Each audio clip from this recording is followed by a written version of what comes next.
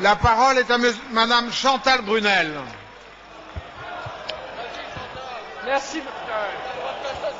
Merci, Monsieur le Président.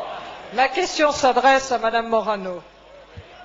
Tania, la mère du petit Brahima, avait déposé plusieurs mains courantes au commissariat. Son ex-compagnon avait déjà été condamné et avait été placé à nouveau sous contrôle judiciaire, avec interdiction de résider dans le Val-de-Marne et d'approcher son ancienne épouse.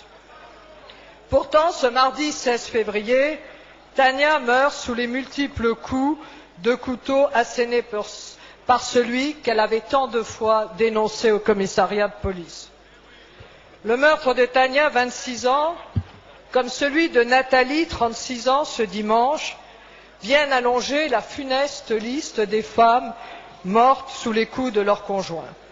Le chiffre est très connu, une femme meurt tous les 2 jours sous les coups de son conjoint, mais un autre chiffre est moins connu, seulement 3 femmes sur 4 n'osent pas aller porter plainte auprès du commissariat.